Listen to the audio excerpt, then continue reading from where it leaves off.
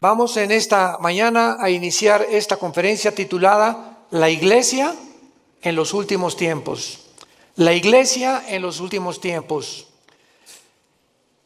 La Biblia nos revela claramente que el mundo va a terminar cubierto de tinieblas. Y de ninguna manera tenemos nosotros que asustarnos, y la mayor parte de los cristianos que están conscientes, que están despiertos, que están bajo una comunión continua con el Espíritu de Dios a través de la Biblia, van a ser alertados, van a ser avisados y vamos a tener paz en medio de todo lo que va a suceder. El mundo terminará completamente en tinieblas, además de la confusión política, económica y religiosa que ya estamos atravesando. Dice Isaías capítulo 60, versículo 1, levántate. Es precisamente en medio de la oscuridad cuando se levanta la lámpara. ¿Se acuerdan lo que dijo Jesús? Una lámpara no se esconde debajo de la mesa, sino que se levanta. Y si en algún tiempo o para qué nacimos, fue para esta época. Es precisamente cuando Dios nos llama en este tiempo a que nos levantemos y alumbremos. Levántate, resplandece, porque ha venido tu luz y la gloria de Jehová ha nacido sobre ti. He aquí que tinieblas cubrirán la tierra y oscuridad a las naciones. Mas sobre ti amanecerá Jehová y sobre ti será vista su gloria.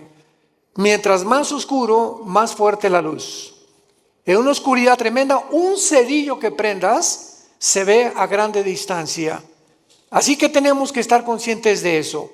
Pero lo más trágico es que estas tinieblas también alcanzarán la iglesia.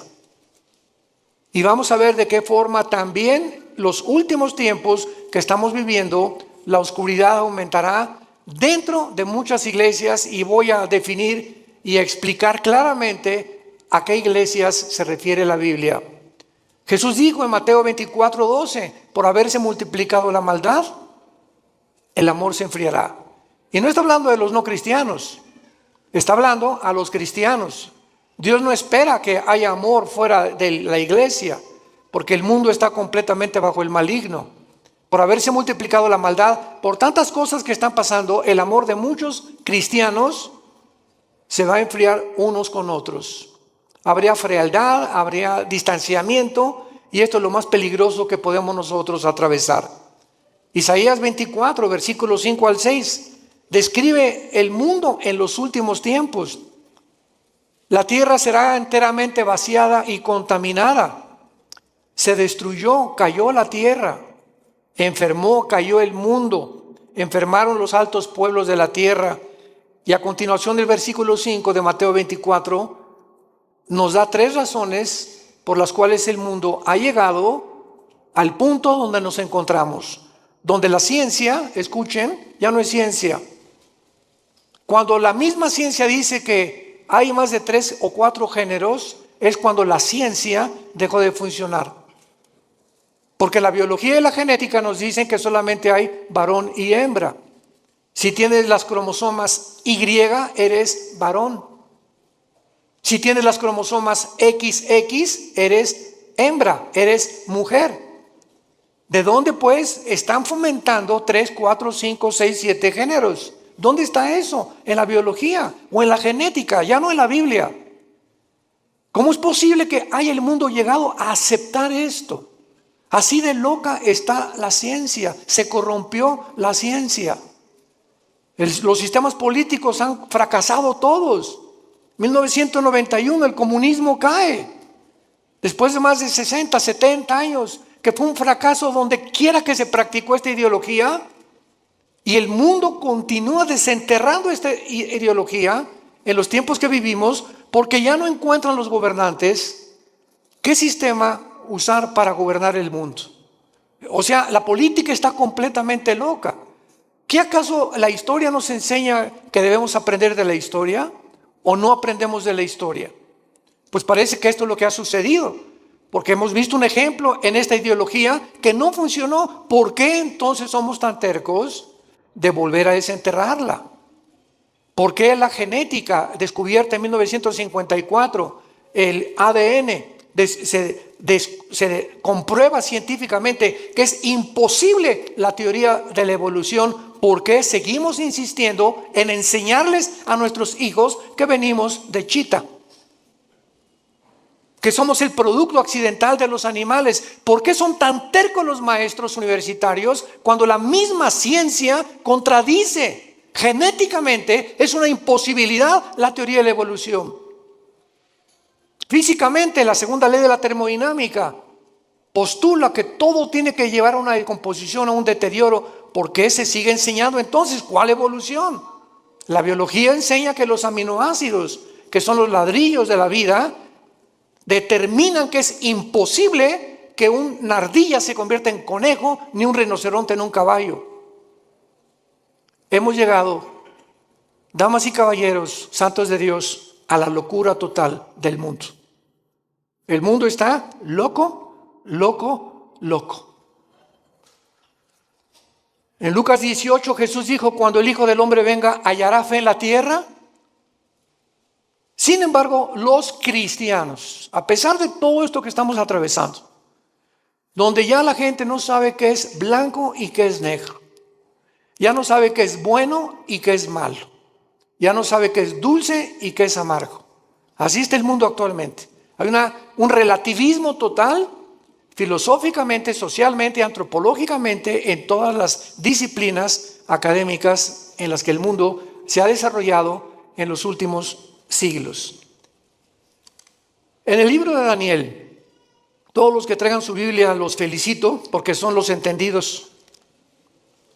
Precisamente ahí se ve, ya las iglesias están llenas de cristianos sin Biblia.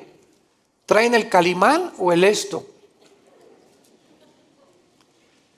El libro de Daniel nos muestra claramente hace 2600 años. Vean cómo la Biblia fue escrita con tantos siglos de anticipación, anticipándonos, porque Dios es el primero y Dios es el último.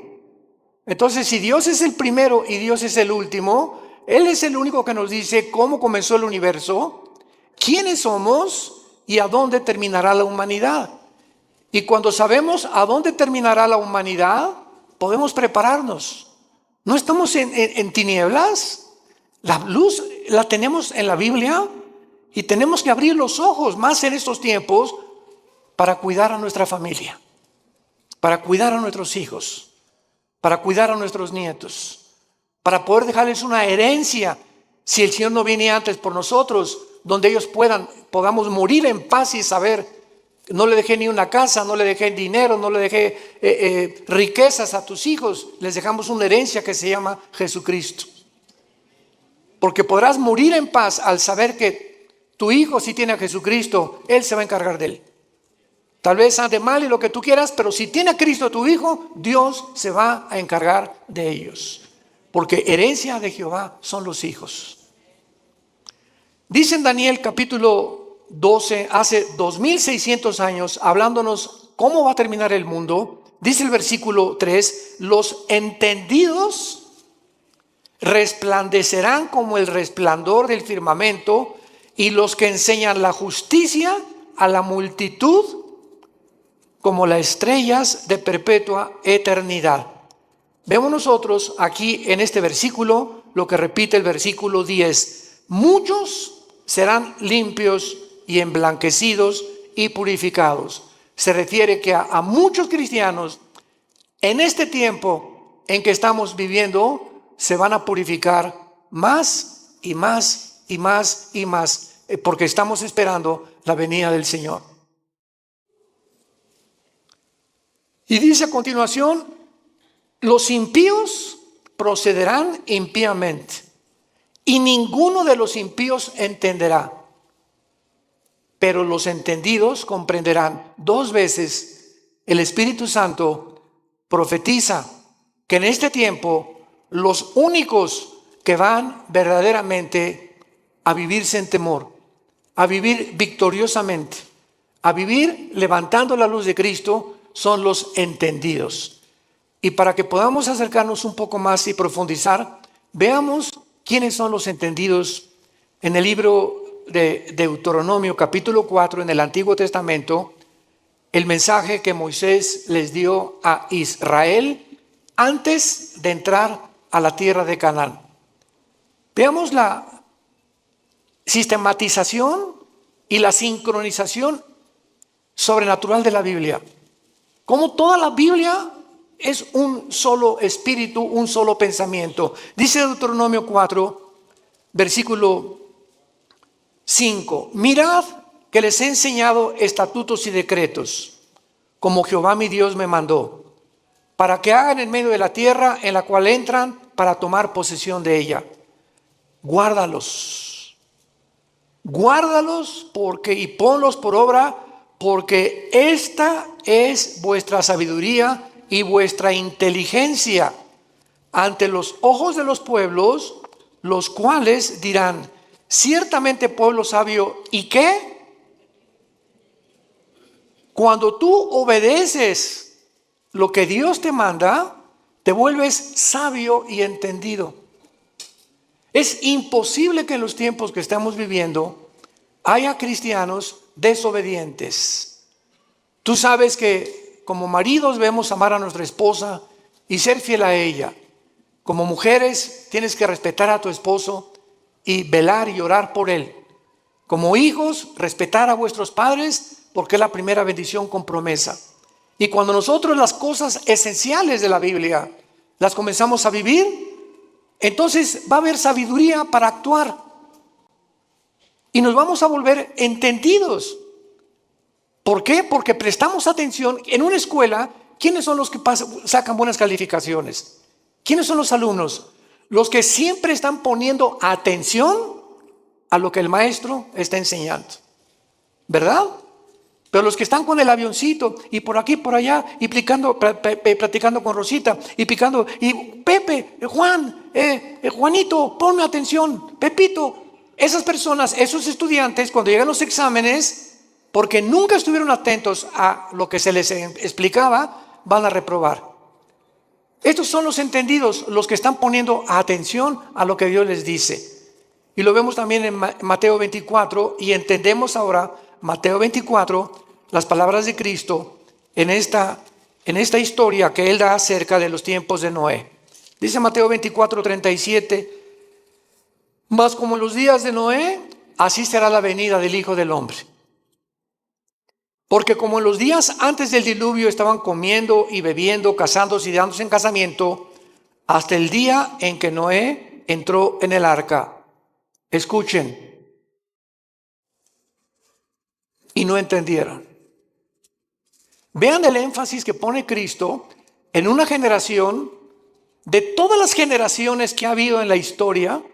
No pone la generación de David, ni pone la generación de Sansón, ni pone la generación. Cristo escoge una generación específica. Y lo que más enigmático hay en esta explicación de Cristo es que Él no dice, como en los días antes del diluvio estaban fornicando, prostituyéndose, secuestrando y violando. ¿Ya se fijaron los ejemplos que da Jesús? ¿Por qué Jesús nos dice cosas que no son pecado? Jesús cita que en los tiempos de Noé la gente estaba comiendo. ¿Qué es pecado comer? No. Estaban bebiendo. ¿Es pecado beber? Tampoco. Casarse? Menos. Dichosos los que se casan, pero unidos por el Espíritu de Dios. ¿Por qué Cristo usa estos ejemplos que no son pecaminosos? Y dice, y no entendieron, porque en los tiempos que vivimos se va a repetir. La gente va a comer, va a beber y se va a casar, y no hay nada malo en eso. ¿Cuál es el problema? Que no han entendido, que no comen, ni beben, ni se casan, sabiendo que Dios es en primer lugar en sus vidas. Nunca entendieron que era Dios lo más importante de sus vidas. Así era en los tiempos de Noé. Se olvidaron de Dios. Entonces no hay nada malo que te cases, no hay nada malo que bebas, no hay nada malo que compres, no hay nada malo que tengas un Lamborghini aquí estacionado afuera del edificio, o que tengas una casa de 5 millones de pesos, o que tengas un taller de carpintería y que no hayas progresado. No hay nada de malo en eso. Lo malo es que en medio de todo lo que tú estás viviendo, Dios sea en tu vida la segunda o la tercera parte de tus prioridades. No entendieron. ¿Y cuántos ahorita tienen a Dios en primer lugar?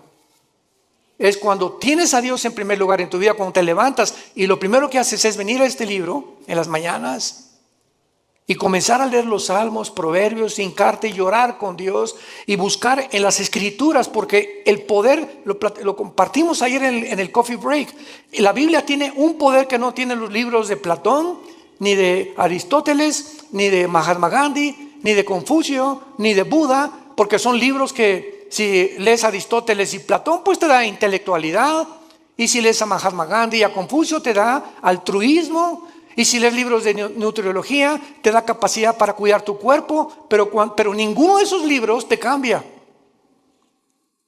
Ninguno cambia tu vida, sigue siendo lo mismo, más inteligente o más intelectual, mejor cuidas de tu cuerpo, pero tu espíritu es el último lugar. Cuando vienes a la Biblia te cambia.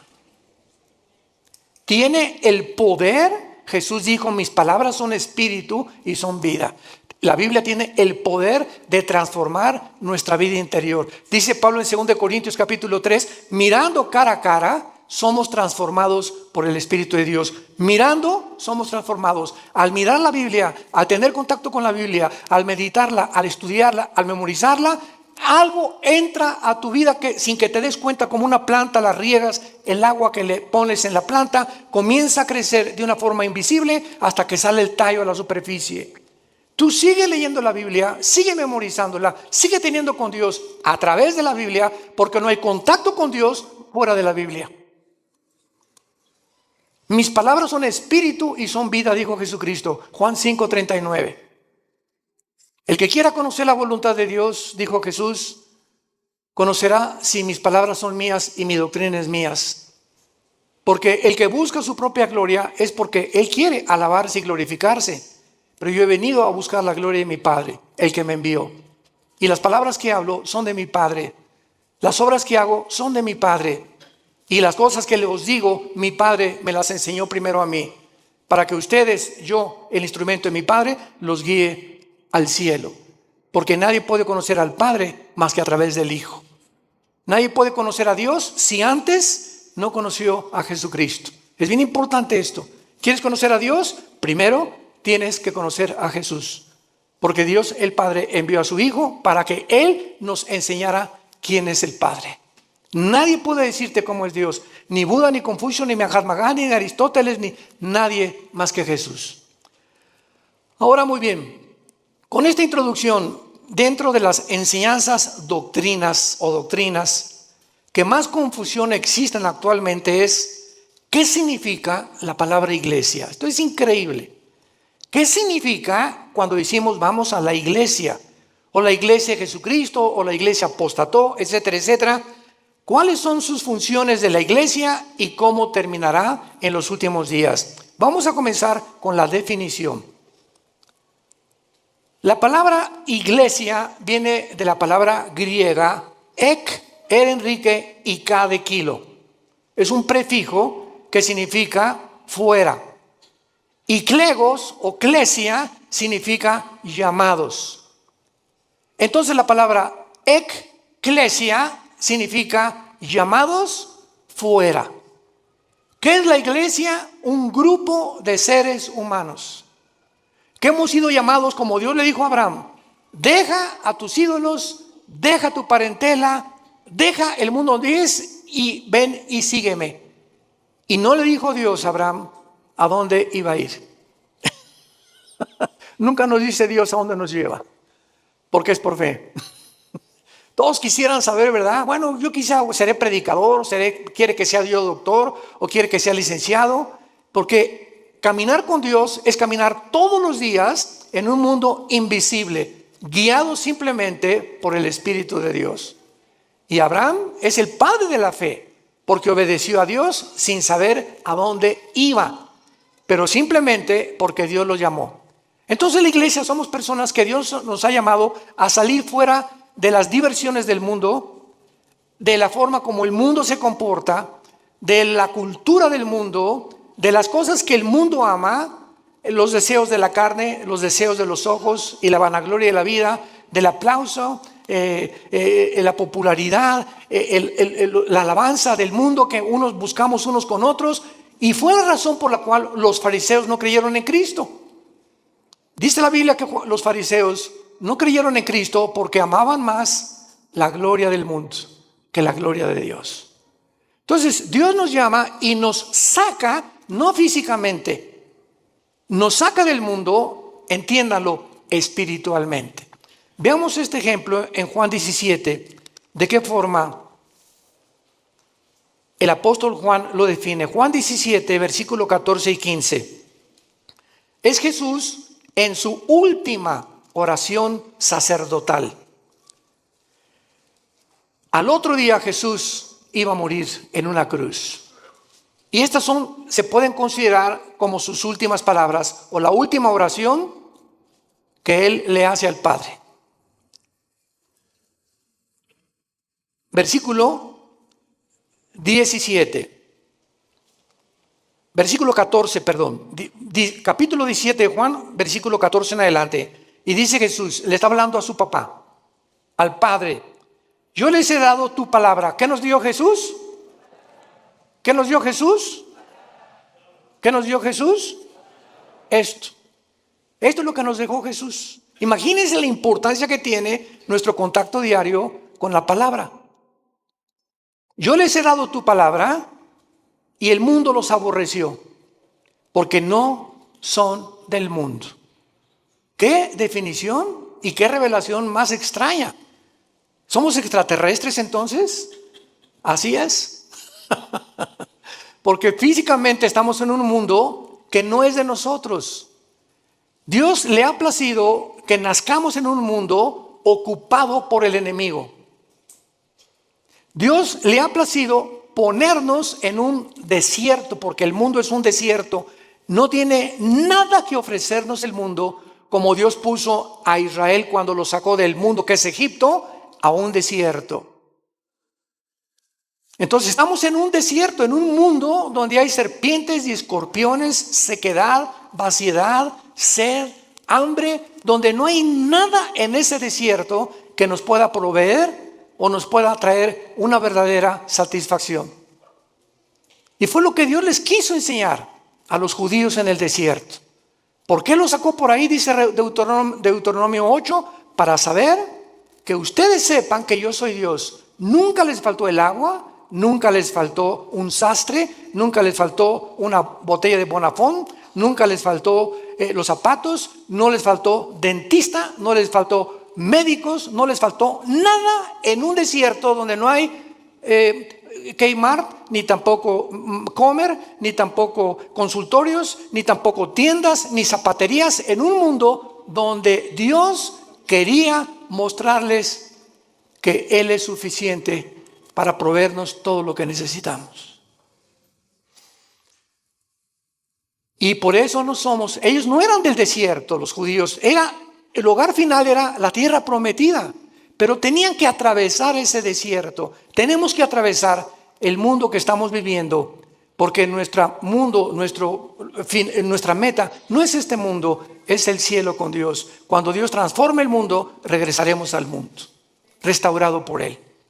Por eso Jesús dijo que no somos del mundo. Cuando tú eres cristiano, de repente ya no te llevas con tu compadre porque él habla puras groserías y se emborracha o es drogadicto o se goza que tiene amantes, y porque tu comadre, ¿verdad?, puro chisme te dice todo el vecindario, como las verdulerías y en los mercados, y comienza a encontrar amigos que tienen relaciones sexuales con su novia o con su novio, etcétera, etcétera, y nos comenzamos a sentir como peces fuera del agua, y comienzas a buscar otro tipo de amistades porque ya te duele, ya sientes que no pertenecemos a esas fiestas, no pertenecemos a esas reuniones, no pertenecemos a esa forma que al mundo lo divierte, porque ya no somos del mundo. Si tú no sientes esto en tu corazón, te falta pasión por la verdad.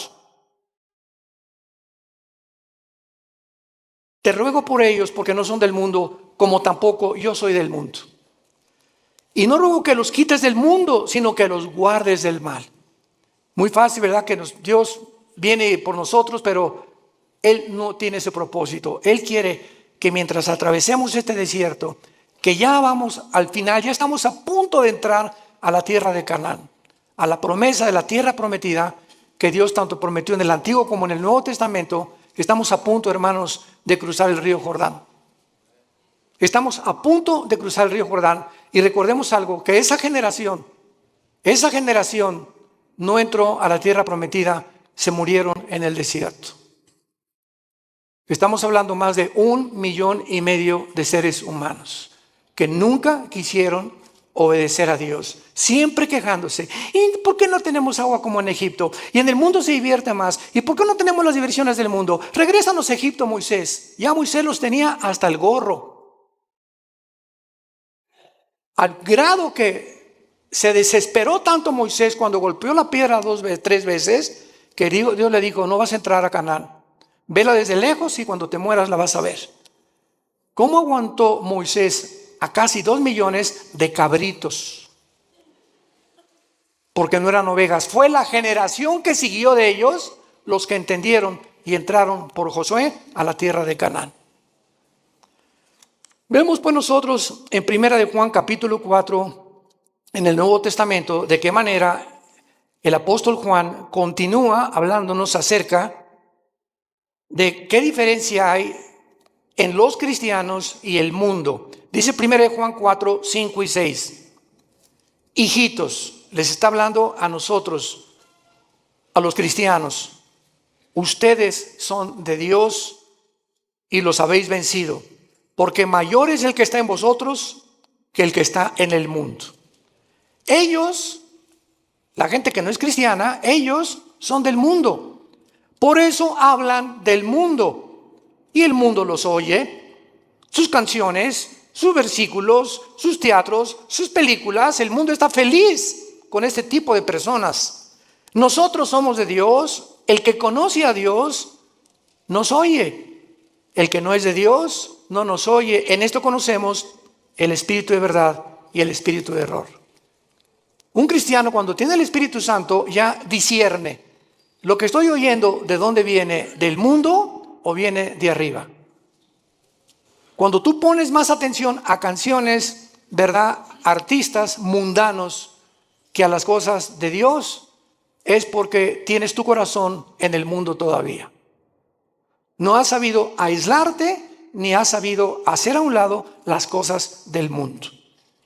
Dice claramente también en 1 Juan 5:19 que el maligno está al control del mundo entero. Muy bien, entonces, en otras palabras, para concluir, la iglesia cristiana consiste en seres humanos. Tú y yo tenemos un llamado. Qué privilegio que Dios nos haya escogido. Qué privilegio que Dios me haya llamado entre mis amigos que yo tenía antes de convertirme. De muchos familiares míos que no los llamó Dios como me llamó a mí. Qué privilegio tan grande. Qué privilegio tan grande. Que para vivir siempre en humildad, dándole gracias a Dios, llorando por el privilegio que Dios nos llamó, el creador de los cielos y la tierra. Te dijo: Pepe, ven, quiero darme a conocerte. Quiero que sepas quién soy. Quiero que sepas que tienes un plan. Quiero que sepas que nunca te voy a dejar. Nunca te voy a abandonar. Aunque andes en valle de sombra y de muerte, aunque pases por ese desierto, yo estaré contigo. No temas. No temas, y aun cuando mueras, continuarás comiendo en mi mesa. Como les dijo Jesús a los discípulos antes de morir: este vino y este pan que como con ustedes, no lo comeremos hasta el día en el cielo de nuestra boda del Cordero. Jesús sabía que a las 9 de la mañana lo iban a crucificar el día anterior, y fue la última cena. Jesús sabía cuándo iba a morir, y Jesús sabía que lo que iba a comer, lo iba a volver a comer algún día, diciéndose a los discípulos: pero no se pongan tristes ni se perturbe su corazón, nos vamos a volver a ver. Esta es la esperanza a la que Dios nos ha llamado a todos los que Dios ha escogido para seguirle. Ahora veamos el origen de la iglesia. La iglesia no existía en el Antiguo Testamento. Esto es básico en la teología cristiana. Ustedes que ya están en teología. La iglesia no existía en el Antiguo Testamento. Veamos en Efesios capítulo 3 cómo Pablo nos lo revela. Efesios capítulo 3. versículo del 1 al 6. Por esta causa yo, Pablo, prisionero de Cristo y Jesús por vosotros, los gentiles, si es que habéis oído de la administración de la gracia de Dios que me fue dada para con vosotros, que por revelación me fue declarado el misterio, como antes lo he escrito brevemente, leyendo lo cual pueden entender cuál sea mi conocimiento en el misterio de Cristo. Misterio que en otras generaciones, está hablando del Antiguo Testamento, no se dio a conocer a los hijos de los hombres, como ahora es revelado a sus santos apóstoles y profetas por el Espíritu. ¿Cuál es este misterio, Pablo? Versículo 6, que los gentiles son coherederos y miembros del mismo cuerpo y copartícipes de las promesas de Cristo por medio del Evangelio. En el Antiguo Testamento los judíos se enorgullecieron. Le dijeron a Cristo, somos descendientes de Abraham, pero no hijos de Abraham. Descendían genéticamente, pero nunca se habían convertido al Dios verdadero. Entonces, qué maravilloso que ahora los judíos, fue un caos en el libro de los Hechos, que de repente los gentiles, los que no eran judíos étnicamente, comenzaban a convertirse. Y esto causó hasta pleito entre Pedro entre Pedro y entre Juan y entre Santiago y entre los apóstoles de Cristo, porque decían, es que no podemos ni sentarnos a comer con los gentiles. Este concepto tenían de los gentiles, que no eran los cristianos. Y ahora el misterio, en Hechos 10, se hace una reunión con todos los apóstoles, Santiago y Pedro la presiden y dictan este decreto.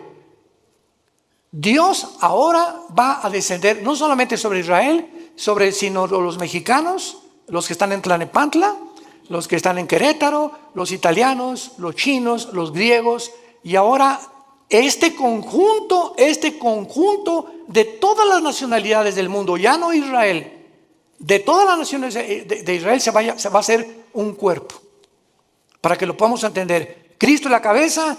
Y va a haber cristianos que son la mano, otros la nariz, otros la boca, otros el pecho, otros las piernas. Somos como un cuerpo. Pero así como la nariz le dice a la oreja, tú no hueles como yo, la oreja le va a contestar, ni tú oyes como yo, menso. Para que no haya, dice 1 Corintios 12, desaveniencia entre nosotros y nunca nos enorgullezcamos de que alguien tiene más que otros. Esta es la razón por la cual en la iglesia hay denominaciones. Bautistas, presbiterianos, nazarenos, Villanueva para el Mundo, carismáticos, pentecostales, etcétera, etcétera. Pero ¿qué es lo que nos une? Aunque hay diferencia en ciertas doctrinas no esenciales, lo que nos une es el amor. El amor. Porque cuando alguien dice que yo soy bautista y es pentecostal y comenzamos a hacer diferencia olvidándonos que cuando Pablo perseguía a la iglesia, se le apareció Cristo y lo tumbó del caballo. ¿Y qué le dijo Jesús a Pablo? ¿Por qué me persigues? Jesús se estaba identificando con los que le seguían. Y si despreciamos a algún hermano nosotros porque es de otra denominación, estamos despreciando a Jesús. Porque Él pertenece también a Jesús, nuestro Señor y nuestro Salvador. Tengamos cuidado por eso, de amarnos y soportarnos. Los pentecostales que hablan lenguas y que imponen las lenguas y otra cosa, otros creen que tienen demonios, otros que nada más puro evangelismo, otros le dan importancia pues solamente a las misiones, otros son de la teología y la reforma, que no hay milenio, otros son dispensacionalistas. Dentro de la iglesia hay diferentes doctrinas que han sido cubiertas por cristianos o por denominaciones. Pero lo que nos une no son las doctrinas no esenciales, sino si tú crees que la Biblia es la palabra de Dios, si tú crees que la salvación es por la gracia, sin ninguna obra, si tú crees que es por la sangre de Cristo el perdón de nuestros pecados y que a los 3 días resucitó y vamos a resucitar, no me importa lo que el letrero de la botella, presbiteriano, nazareno, bautista, no me importa lo que la botella diga, me importa lo que la botella tiene dentro. El contenido en tu vida, si tienes a Jesús, eres mi hermano y te debo de amar. Y si no estoy de acuerdo contigo, no lo vamos a estar todavía, nos vamos a poner de acuerdo tal vez ahí arriba. Pero mientras estamos aquí vamos a soportarnos y vamos a perdonarnos. Porque el amor cubrirá todas las faltas. Y la ley se cumple con el amor a los demás. Entonces, este es el origen de la iglesia. La iglesia es una nueva entidad que no existía en el Antiguo Testamento. Es el cuerpo de Cristo. Veamos cómo se formó este cuerpo en Pentecostés, pero lo explica Pablo en 1 Corintios capítulo 12, versículo 13. 1 Corintios 12, 13. ¿Cómo se forma esta nueva entidad que no existía en el Antiguo Testamento? Dice así: porque por un solo espíritu fuimos, ¿cuántos? Todos bautizados en un cuerpo. ¿Cuál es el cuerpo? El cuerpo de Jesucristo. Sean judíos o griegos, esclavos o libres, a todos se nos dio a beber de un mismo espíritu. Esto se llama el bautismo del Espíritu Santo. En el momento en el que tú recibes a Cristo, el momento que ayer tuvimos 40 y tantas decisiones ayer, fue una bendición el coffee break, démosle gracias a Dios y oremos por estas 42 decisiones que ayer pidieron a Cristo entrar a sus vidas. En ese momento, ayer los que pidieron a Cristo, en ese momento, sin que ellos sepan, nacieron de nuevo. Algo extraño, espiritual, en el mundo invisible sucedió dentro de sus vidas, que fue sembrada una semilla que venía de aquí. Si no viene de aquí, tú no puedes nacer de nuevo. Dice 1 Pedro 1:23, siendo renacidos por la semilla incorruptible que es la palabra de Dios, y la fe es por el oír, y el oír por la palabra de Dios. Entonces, una semilla es sembrada y esa semilla tiene que ser regada, tiene que crecer. Si realmente está la semilla dentro de ti, tiene que crecer. Y el que puso esa semilla fue la Biblia y el Espíritu Santo. Él es el agente del Espíritu Santo el que pone esa semilla. Y cuando dice la Biblia que somos nacidos de nuevo, también somos regenerados. En el momento de la conversión, naces de nuevo, sufres una regeneración, pasas de las tinieblas a la luz sin que todavía te des cuenta. Pasas de la muerte, donde tú te encontrabas separado de Dios, ahora a volver a vivir espiritualmente. Estabas muerto espiritualmente, ahora vas a vivir espiritualmente.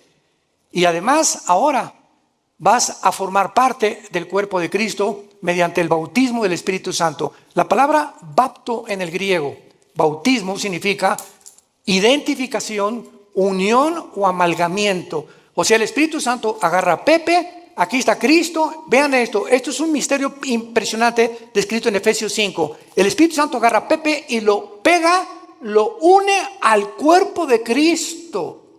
Y este cuerpo que estamos en Cristo no existía antes en el Antiguo Testamento, porque no había formado. Cristo ni el Espíritu Santo había descendido para morar permanentemente en los hombres. En el Antiguo Testamento el Espíritu Santo venía sobre Sansón. Muchos creen que Sansón tenía así músculos como Rambo, ¿verdad? Pero, o sea, entonces le atribuiríamos la fuerza a sus músculos. Pero Sansón era como común y corriente. Pero cuando el Espíritu Santo venía sobre Sansón, la fuerza de Sansón no era muscular, la fuerza de Sansón era espiritual. Y agarraba a los leones como si fueran cabritos. Cargó una puerta de casi 200 kilos. Y mató a más de 150, 200 filisteos con la quijada de un burro. Pero en el momento en que Sansón se fue tras Dalila, ¿saben lo que significa Dalila? La que debilita. Una mujer es capaz de debilitar a cualquier hombre. Cuidado, varones. Sansón se olvidó de Dios y de los mandamientos de Dios. Fue seducido por Dalila. Y cuando Sansón le dice a Dalila, agarra mi pelo, ¿verdad? Y peíname, ella le corta el pelo, porque Dios le puso el símbolo de su fuerza en su pelo. Y cuando Sansón se despierta, todo esto está en el libro de los números, de los jueces en el Antiguo Testamento, capítulo 13, Sansón, lo agarran los filisteos y lo amarran, y Sansón ya no pudo romper las lianas. Y dice la Biblia, porque no sabía que el Espíritu Santo lo había abandonado. Cuando David tenía el Espíritu Santo, escribió el Salmo 22. Dios mío, ¿por qué me has separado? Horadaron mis manos y mis pies, sobre mis ropas se echaron suertes, me miran como toros de Basán. David, 1000 años, antes de Cristo escribió la crucifixión.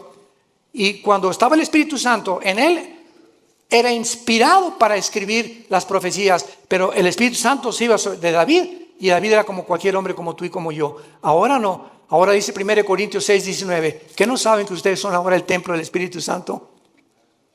Ahora somos nosotros, ya no hay tabernáculo, ya no hay en los edificios, nunca por el amor de Dios le llamamos a la iglesia. La iglesia somos nosotros las personas. Los edificios los cambiamos en teatros, en un salón auditorio, uno construido. La iglesia somos nosotros. No hay, vamos al templo, otros dicen pásenle al altar. Por el amor de Dios, el altar somos nosotros ahora. Ya no hay ningún altar físico, visible. Ahora somos nosotros el altar de Dios, porque el altar de Dios donde se ofrecen sacrificios, ahora tú los ofreces espiritualmente, ya no físicamente, matando un borrego o un cordero. ¿Me van entendiendo? Qué importante es que tengamos estas verdades que son bíblicas. Ahora vamos a Romanos 6 y ahí se nos explica, ya sin ninguna duda, todo el procedimiento del nacimiento tuyo, mi nacimiento, en un mundo donde nosotros no pertenecemos. Dice Romanos capítulo 6. ¿Qué pues diremos? ¿Perseveraremos en el pecado para que la gracia abunde? En ninguna manera. Porque los que hemos muerto al pecado, ¿cómo viviremos aún en él? Pongan atención. ¿O qué no saben? Parecería que la iglesia en Roma no sabía. Pablo los exhorta. ¿Qué no saben? Que todos los que hemos sido bautizados en Cristo. ¿A qué bautismo se está hablando Pablo? No al bautismo en agua, porque el bautismo en agua no nos regenera. Todos los que hemos sido identificados, amalgamados, unidos. Recuerden lo que significa la palabra bautismo. Amalgamados, identificados, unidos. Y lo traducimos así para que tengan mejor entendimiento. ¿Qué no sabes? Que todos los que hemos sido unidos en Cristo Jesús, hemos sido unidos en su muerte. ¿Qué significa esto? Que hace 2000 años cuando Jesús murió en la cruz, ¿tú estabas ahí? Yo estaba ahí. Estábamos en Cristo cuando Él moría, moríamos juntamente con Él. Pero ¿cómo puede ser cierto esto, hermanos, si yo nací 2000 años después? Espiritualmente, el mundo invisible nos es revelado, porque en el momento en que moría Cristo, Dios sabía que tú y que yo lo íbamos a recibir. Y ya estábamos en Cristo, en esa cruz. Por eso cuando recibes a Cristo, Él muere. Con su muerte paga tus pecados, dándonos a entender que tú y yo moríamos, pero ahora Él moría en mi lugar porque yo no los podía pagar. Qué tremenda revelación, ¿verdad? Porque son versículo 4, pero no solamente queda ahí. Además, somos sepultados con Él para muerte por el bautismo. Cuando nacemos de nuevo, el Espíritu Santo nos pega con Cristo, morimos con Cristo. Cuando Cristo fue enterrado, tú y yo fuimos enterrados con Él. Ahora lo explico.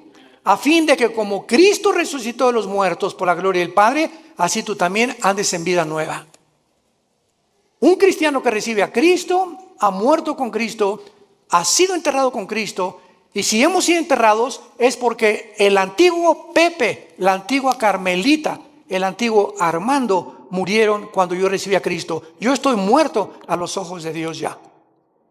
Ya Dios no tiene nada contra mí. Absolutamente nada contra mí. Porque me ha recibido por gracia y me ha dado lo que yo no merezco. Y lo que me queda por vivir ahora, aunque ya por eso la salvación no se puede perder, porque ya fuimos muertos, enterrados y resucitados con Cristo, estamos unidos con Él eternamente. Ahora simplemente nos queda crecer en la gracia y el conocimiento de Dios. Y obedecer a Dios para que las bendiciones que iban a tener en Canaán en el Antiguo Testamento, las tengas en esta vida. Y en la nueva vida, cuando entres a Canaán, no seas descalificado para servir a Dios. ¿Van entendiendo esto? Muchos dentro de 2 o 3 años lo van a entender. No importa, pero los que son inmaduros todavía en Cristo y los que son niños en Cristo, esto les sirve para ir dándose cuenta la profundidad de lo que es la vida cristiana. Y dice el versículo 5, porque si fuimos plantados juntamente con Él, está en tiempo pasado este verbo. Fuimos plantados con Él en la semejanza de su muerte, lo seremos en la de su resurrección. Si ya realmente hemos muerto con Cristo, sepultados con Cristo y resucitados con Cristo, nuestra garantía es volver a vivir. Y esto nos habla claramente que fue efectuado mediante el bautismo del Espíritu Santo cuando fuimos bautizados con Cristo en el momento de la conversión. Durante muchos años, desgraciadamente, se enseñó. Yo pasé esa época, el siglo pasado, los 80s, 90s, donde decían a los que ya eran cristianos, pasen a recibir el bautismo del Espíritu Santo. Si pasas a recibir el bautismo del Espíritu Santo es porque no eras cristiano. Pero si eres cristiano, no necesitas recibir nada. Estamos completos en Él, dice Colosenses capítulo 2. No hay nada que nos falte ya de recibir de Dios. Ni hablar en lengua, ni el bautismo del Espíritu Santo. Lo único que nos hace falta es crecer en la gracia y su conocimiento. Cuando un niño nace, no nace sin una pierna, sin un hígado, sin un pulmón. El niño nace completito. Y si nace incompleto es porque hay un problema grave en él. Y cuando Dios hace una obra, no la hace imperfecta, la hace perfecta. Hemos nacido y hemos sido perfeccionados ante los ojos de Dios. Y dice Efesios 2, que ya estamos sentados junto con Dios en las alturas. Ya estamos allá arriba, sentados juntamente con Él.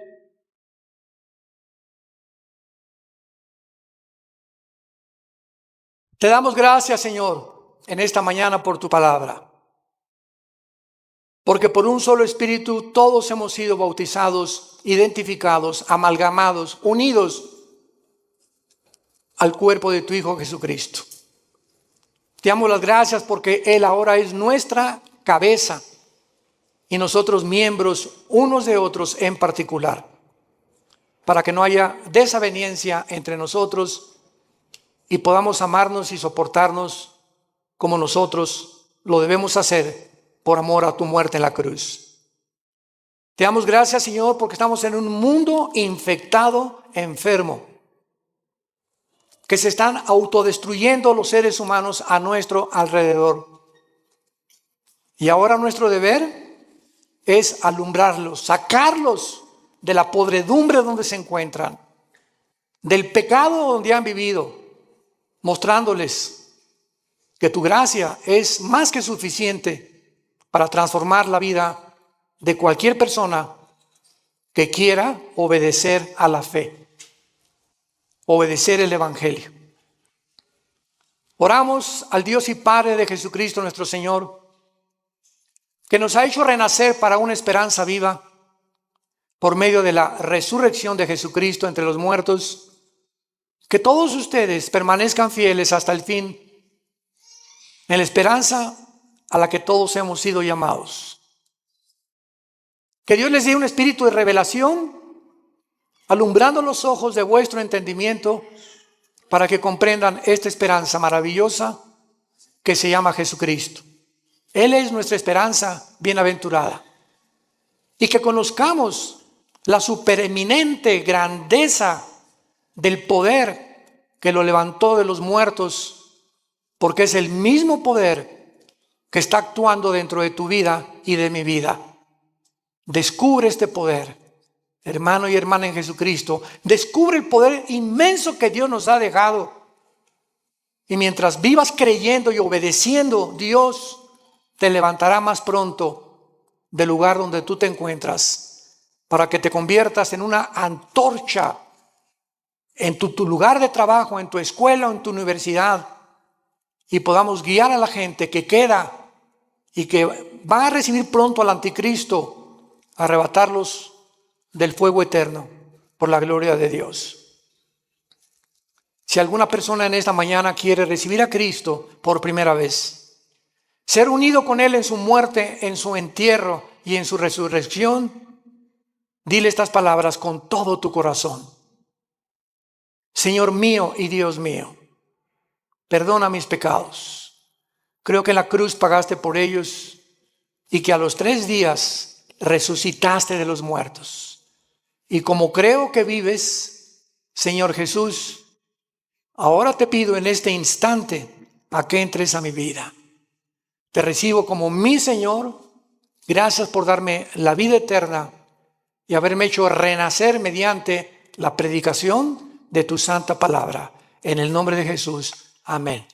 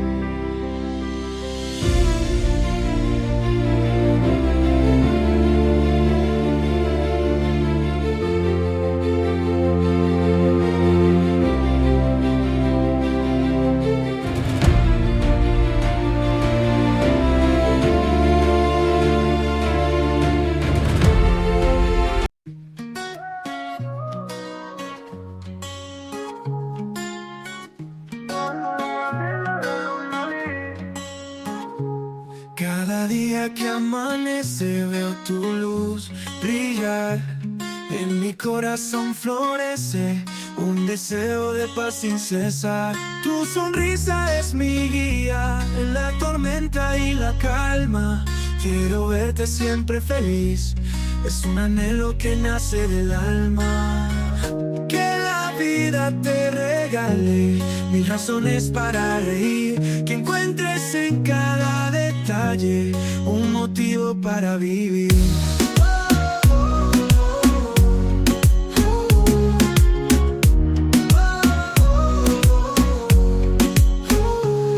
En los días grises y oscuros quiero ser tu rayo de sol.